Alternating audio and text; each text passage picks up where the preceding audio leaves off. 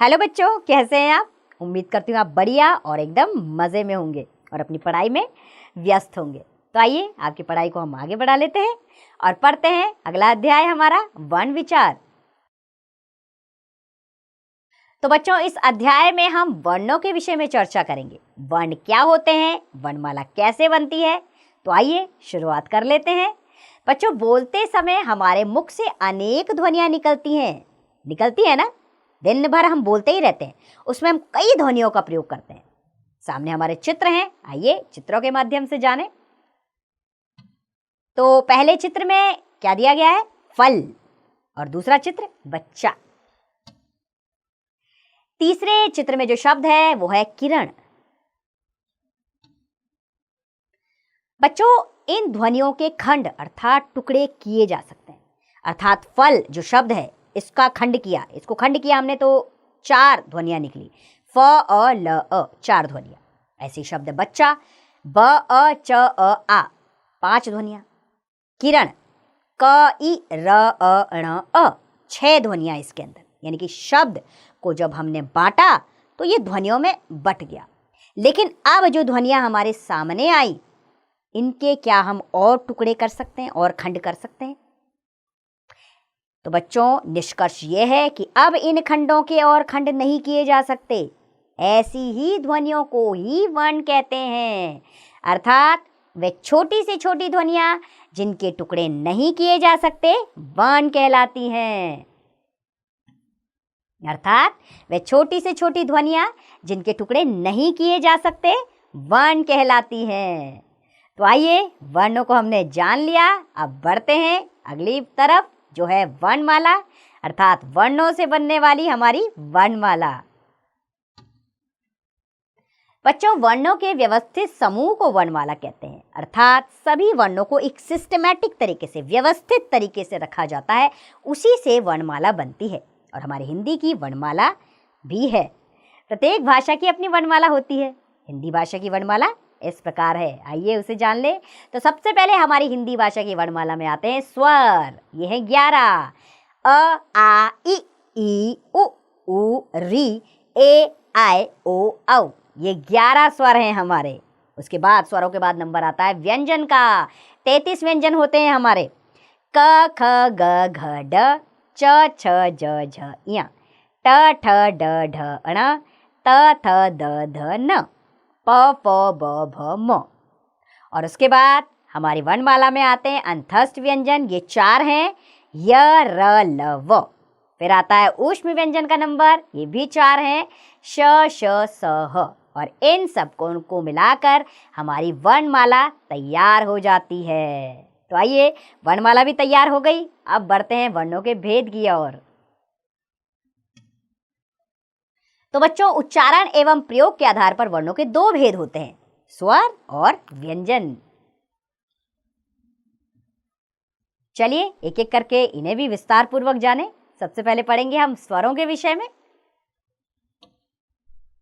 जिन वर्णों का उच्चारण बिना किसी अन्य वर्ण या ध्वनि की सहायता से किया जाता है उन्हें स्वर कहते हैं। अर्थात इन वर्णों का उच्चारण करते समय हमें किसी अन्य वर्ण की सहायता नहीं लेनी पड़ती। इनकी संख्या 11 है। ये है अ आ इ ई उ री ए ऐ ओ औ। हो गए ना आपके 11 स्वर। अब स्वरों के भेद कौन से हैं? स्वरों के 3 भेद होते हैं बच्चों। पहला है ह्रस्व स्वर, दूसरा दीर्घ स्वर और तीसरा है प्लुप्त स्वर। आइए पहले पढ़ेंगे हम ह्रस्व स्वर के विषय में। जिन स्वरों के उच्चारण में बहुत कम समय लगता है उन्हें ह्रस्व स्वर कहते हैं। ध्यान दीजिएगा, जिनके उच्चारण में बहुत कम समय लगता है वो ह्रस्व स्वर कहलाते हैं। इनकी संख्या 4 है और ये 4 है अ इ उ री। उच्चारण कीजिएगा, आप अपने आप समझ जाएंगे। इसके ऊपर आता है दीर्घ स्वर, दीर्घ यानी कि खिंचाव वाला स्वर। अर्थात जिन स्वरों के उच्चारण में ह्रस्व स्वर से दुगना समय लगता है उन्हें दीर्घ स्वर कहते हैं। इनकी संख्या 7 है और ये है आ ई उ ए ऐ ओ औ। ये है 7 दीर्घ स्वर। और तीसरे होते हैं हमारे प्लुप्त स्वर। तो बच्चों, जिन स्वरों के उच्चारण में ह्रस्व स्वर की अपेक्षा 3 गुना यानी कि तिगुना समय लगता है, उन्हें प्लुप्त स्वर कहते हैं। इन स्वरों का प्रयोग बहुत कम होता है। इनका प्रयोग प्राय पुकारते समय किया जाता है, जैसे ओम, राम आदि। इसे लिखते समय स्वर के आगे एस का चिन्ह लगाया जाता है। इस प्रकार का चिन्ह लगाया जाता है। इससे क्या होता है, उस शब्द में खिंचाव लाया जाता है, जिससे प्लुप्त स्वर का उच्चारण उसमें किया जाता है। तो ये थे हमारे स्वर और उसके भेद। अब जानेंगे हम स्वरों की मात्राएं। बच्चों, स्वरों का व्यंजनों के साथ प्रयोग करने पर इनका स्वरूप बदल जाता है, अर्थात हमारे स्वर स्वतंत्र रूप से भी लिखे जाते हैं और इनका प्रयोग मात्राओं में भी होता है। यह बदला हुआ स्वरूप ही मात्रा कहलाता है। तो चलिए, स्वरों और व्यंजनों के साथ किस प्रकार मात्रा का प्रयोग होता है, ये भी जान लेते हैं। सबसे पहला स्वर है हमारा अ। इसकी कोई मात्रा नहीं होती। जैसे क को अ के साथ प्रयोग किया तो क शब्द बना कल, कमल। आ एक डंडे के रूप में दर्शाई जाती है मात्रा। प के साथ अगर आ की मात्रा का प्रयोग हुआ तो पा, और उदाहरण है पान, पाला। ई की मात्रा व्यंजन के आगे से आती है। न के साथ प्रयोग करेंगे तो नि, शब्द बना नित, निगम। ई इसमें खिंचाव दिया जाता है क्योंकि ये बड़ी की मात्रा है, व्यंजन के पीछे से आती है। च के साथ इसका उच्चारण होगा ची, यानी कि चील, चीनी। ऐसे ही उ की मात्रा ये व्यंजन के नीचे से आती है। सौ के साथ इसका प्रयोग करेंगे तो सु, शब्द है सुख, सुमन। ऊ खिंचाव के साथ ये व्यंजन के नीचे से आती है। ध के साथ इसका प्रयोग करेंगे तो धू, और शब्द बनेगा धूप, धूल। खिंचाव देना है आपको इसमें। री की मात्रा भी व्यंजन के नीचे से आती है। क के साथ प्रयोग करेंगे इस मात्रा को प्री, उच्चारण री आता है। कृष्ण, कृषक। ए की मात्रा शिरोरेखा के ऊपर एक मात्रा के रूप में आती है। ए के साथ प्रयोग रे का, रे, शब्द है रेल, रेशम। आय की मात्रा शिरोरेखा के ऊपर 2 मात्रा के रूप में आती है। ब के साथ प्रयोग होगा तो बय, शब्द है बैल, बैठक। ओ की मात्रा एक डंडा और शिरोरेखा के ऊपर 1 मात्रा के रूप में आती है। जो के साथ प्रयोग करेंगे तो जो, जोश, जोकर। अहू की मात्रा एक डंडा और शिरोरेखा के ऊपर 2 मात्रा के रूप में आती है। शब्द है दौड़, यानी कि शब्द बनेगा दौड़, दौलत। तो चलिए, स्वरों की मात्राएं हमने जान ली। अब हम जान लेते हैं याद रखने वाली बात। जैसे कि अ स्वर की कोई मात्रा नहीं होती। रहित व्यंजन इस प्रकार लिखे जाते हैं, जैसे क, ख, ग, घ, ड, च, छ, ज। स्वर रहित इन व्यंजनों के नीचे लगने वाली तिरछी रेखा हलंत कहलाती है। अर्थात किसी भी व्यंजन को अगर स्वर रहित दिखाना है तो उसके नीचे एक तिरछी रेखा खींची जाती है। इससे ज्ञात हो जाता है कि वह व्यंजन स्वर रहित है। ये हलंत व्यंजनों के स्वर रहित होने का ज्ञान कराता है। ये ध्यान रखिएगा, हल चिन्ह का मतलब व्यंजन स्वर रहित है। दूसरा है र में उ तथा ऊ की मात्रा र के बीच में लगती है, नीचे नहीं लगती, बीच में लगती है। जैसे र के साथ उ की मात्रा, शब्द बना रुपया, रुचि, पीछे से आएगी। बड़े ऊ की मात्रा रूप, खिंचाव के साथ आएगी, रूप, कुरूप आदि। तो बच्चों, अब बढ़ेंगे हम अयोगवा की ओर। क्या होते हैं अयोगवा? तो बच्चों, हिंदी वर्णमाला में 11 स्वरों तथा 33 व्यंजनों के अतिरिक्त 2 अन्य वर्ण भी प्रयोग में आते हैं, जो ना तो स्वर हैं और ना ही व्यंजन। ये अयोगवा कहलाते हैं। ये वर्ण इस प्रकार हैं, इन्हें कहते हैं अनुस्वार और विसर्ग। आइए इन्हें जान ले। तो सबसे पहले पढ़ते हैं अनुस्वार। इसका उच्चारण नाक से होता है तथा इसका चिन्ह बिंदु है जो वर्णों के ऊपर लगता है। जैसे शब्द है हंस, पतंग, गंध, गंगा, संसार, आरंभ, प्रियंका आदि।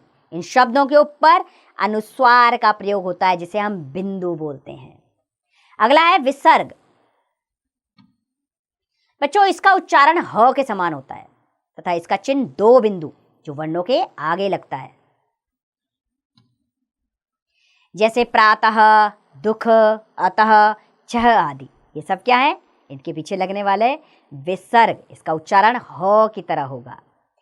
इन वर्णों यदि अंग और अह को स्वरों के अंतर्गत शामिल कर लिया गया है। अब पढ़ेंगे हम अनुनासिक क्या है। बच्चों, इसका उच्चारण मुख और नाक दोनों से होता है तथा इसका चिन्ह चंद्र बिंदु भी वर्णों के ऊपर लगता है। ध्यान रखिएगा, अनुनासिक का उच्चारण नाक और मुंह दोनों से होता है, जैसे आंख, गांव, अंगूठा, पांच, दांत आदि। इसका उच्चारण करते समय नासिका और मुख दोनों का प्रयोग किया जाता है और अनुस्वार का प्रयोग करने के लिए केवल नासिका का यानी कि नाक का प्रयोग किया जाता है। इस बात को गौर कीजिएगा आप जरूर। तो हमने पढ़ लिए अब स्वर, अब हम बढ़ेंगे व्यंजन की ओर। क्या है व्यंजन? जिन वर्णों का उच्चारण स्वरों की सहायता से किया जाता है उन्हें व्यंजन कहते हैं। इनकी संख्या 33 है। कितनी है हमारे व्यंजनों की संख्या? 33। और ये है क ख ग घ ढ च छ ज झ ञ, ट ठ ड ढ ण, त थ द ध न, प फ ब भ म, और य र ल व और श श स ह। ये है हमारे 33 व्यंजन। तो आइए अब व्यंजनों के भेद भी जाने। हमारे व्यंजनों के 3 भेद हैं, जो है स्पर्श व्यंजन, अंतस्थ व्यंजन और ऊष्म व्यंजन। आइए एक एक करके इनको भी विस्तार पूर्वक जाने। सबसे पहले पढ़ते हैं स्पर्श व्यंजन के विषय में। स्पर्श यानी कि छूना, जिन व्यंजनों का उच्चारण करते समय वायु कंठ, तालु, मुद्रा, दंत तथा ओष्ठ का स्पर्श करके मुख से बाहर आती है उन्हें स्पर्श व्यंजन कहते हैं। इनकी संख्या 25 है। आइए इनका वर्ग, उच्चारण स्थान, कौन कौन से व्यंजन हैं और उन व्यंजनों के नाम क्या हैं, किस नाम से जाने जाते हैं, वो भी पढ़ लेते हैं। तो सबसे पहले आता है क वर्ग के जो व्यंजन है हमारे। इनका उच्चारण स्थान है कंठ है, यानी कि गले से इसका उच्चारण होता है। ये व्यंजन है क ख ग घ ढ और ये किस नाम से जाने जाते हैं? कंठस्थ व्यंजन के नाम से ये जाने जाते हैं। अगला आता है च वर्ग। इनका उच्चारण स्थान है तालु, यानी कि तालु का प्रयोग होता है इनको बोलते समय। ये व्यंजन है च छ ज झ ञ और तालव्य इनका नाम है, ये तालव्य के नाम से जाने जाते हैं व्यंजन। ट वर्ग। इनका उच्चारण स्थान मुद्रा है और ये व्यंजन है ट ठ ड ढ ण और ये मूर्धन्य व्यंजन के नाम से जाने जाते हैं। त वर्ग। इनका उच्चारण स्थान दंत है और ये व्यंजन है त थ द ध न, अर्थात इनका उच्चारण करते समय दांतों का प्रयोग होता है, तो ये दंत्य व्यंजन कहलाते हैं। अगले हैं प वर्ग।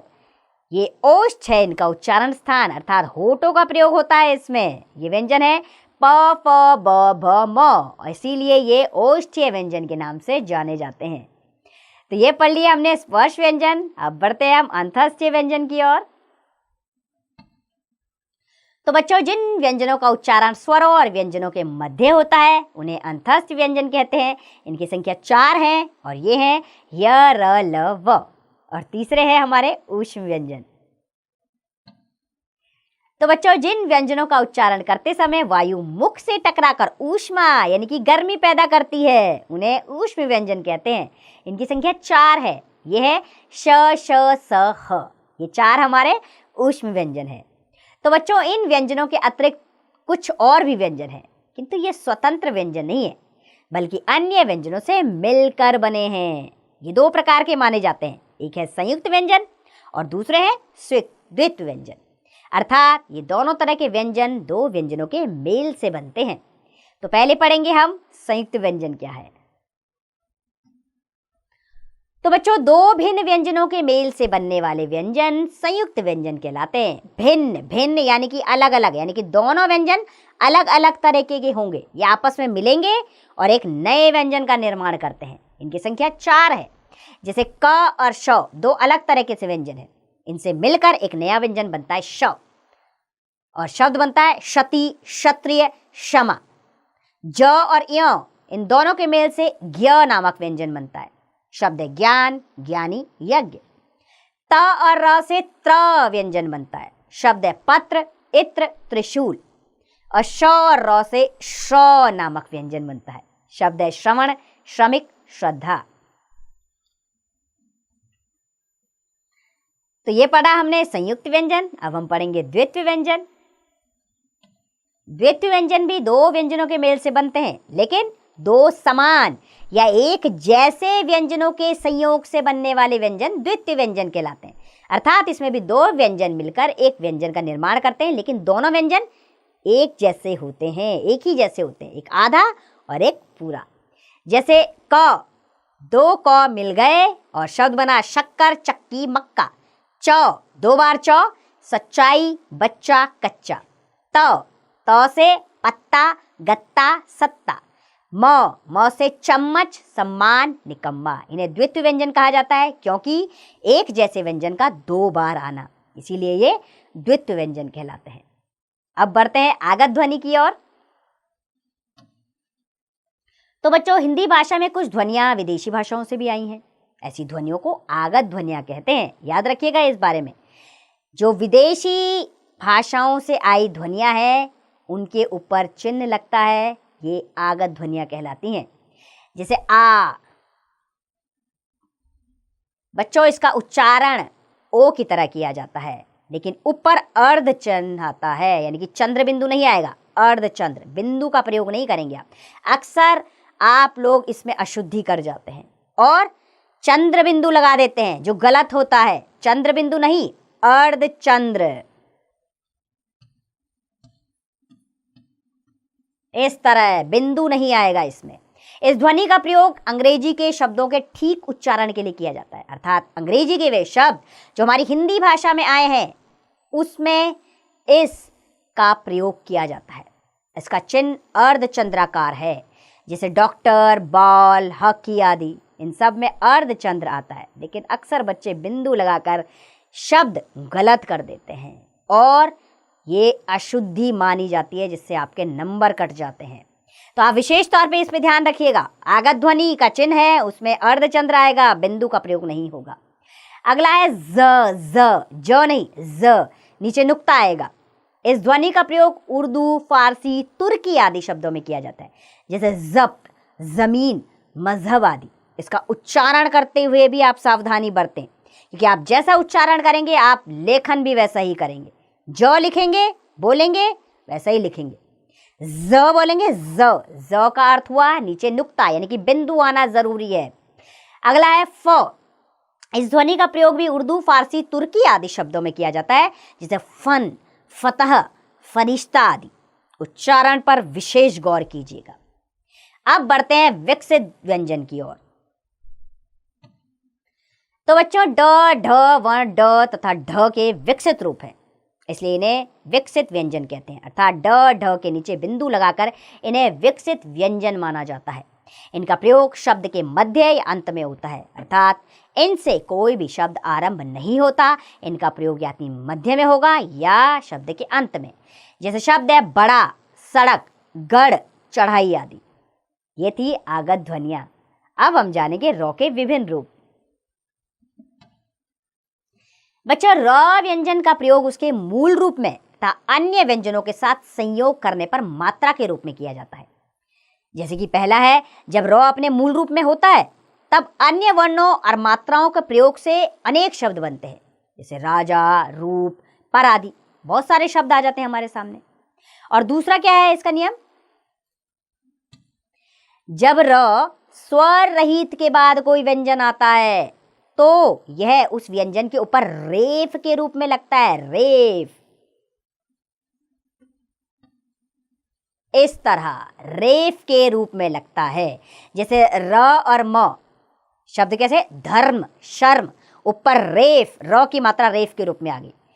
चौ के ऊपर लगा खर्च, चर्च, द के ऊपर लगा मर्द, दर्द, व के ऊपर लगा रेफ के रूप में तो पर्व, गर्व आदि। और तीसरा नियम है इसका, जब र से पहले कोई अरहित व्यंजन आता है तो यह उसके साथ पदेन के रूप में लगता है, यानी कि एक तिरछी रेखा के रूप में लगता है। इस तरह, जैसे कि क में लगा र पदेन के रूप में, शब्द है क्रम, क्रय, उच्चारण पे भी ध्यान दीजिएगा।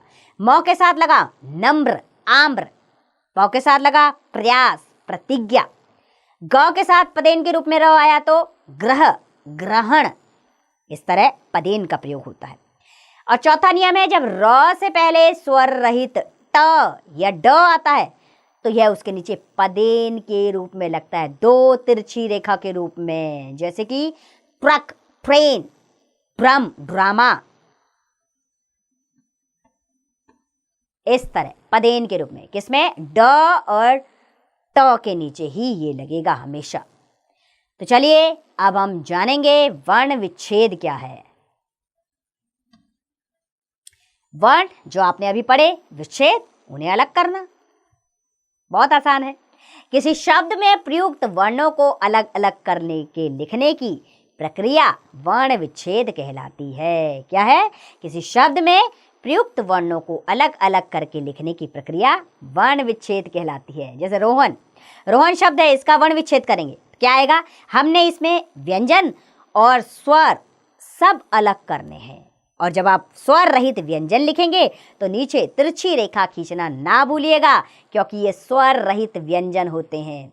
रोहन को हम कैसे अलग करेंगे? र नीचे तिरछी रेखा, जमा ओ जमा ह के नीचे तिरछी रेखा, जमा अ जमा न जमा अ।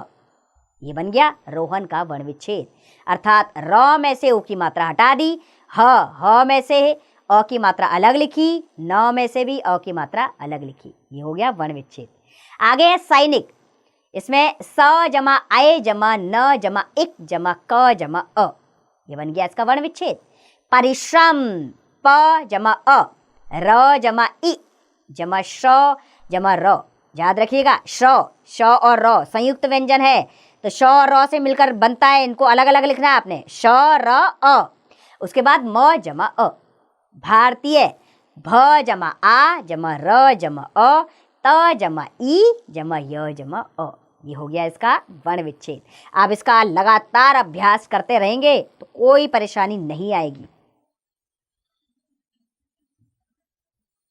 तो बच्चों, वर्ण विचार हमने पढ़ा, यानी कि वर्णों के बारे में जाना, स्वर व्यंजन जाने। लेकिन एक बार आपके अभ्यास के लिए इस अध्याय को हम दोहरा लेते हैं। जैसे वे छोटी से छोटी ध्वनियां जिनके टुकड़े नहीं किए जा सकते वर्ण कहलाती हैं। वर्णों के व्यवस्थित समूह को वर्णमाला कहते हैं। उच्चारण एवं प्रयोग के आधार पर वर्णों के दो भेद होते हैं, स्वर और व्यंजन। जिन वर्णों का उच्चारण बिना किसी अन्य वर्ण या ध्वनि की सहायता से किया जाता है उन्हें स्वर कहते हैं। स्वरों के तीन भेद होते हैं, ह्रस्व स्वर, दीर्घ स्वर तथा प्लुप्त स्वर। जिन वर्णों का उच्चारण स्वरों की सहायता से किया जाता है उन्हें व्यंजन कहते हैं। व्यंजनों के तीन भेद होते हैं, स्पर्श व्यंजन, अंतस्थ व्यंजन तथा ऊष्म व्यंजन। और दो भिन्न व्यंजनों के मेल से बनने वाले व्यंजन संयुक्त व्यंजन कहलाते हैं। दो समान एक जैसे व्यंजनों के संयोग से बनने वाले व्यंजन द्वित्व व्यंजन कहलाते हैं। तो उम्मीद करती हूँ बच्चों यह अध्याय आपको अच्छे से समझ आया होगा। अब आपने क्या करना है? आपने इसका लगातार अभ्यास कार्य करना है ताकि आपको कोई परेशानी ना आए। अब इसका अभ्यास कार्य आप स्वयं कीजिए।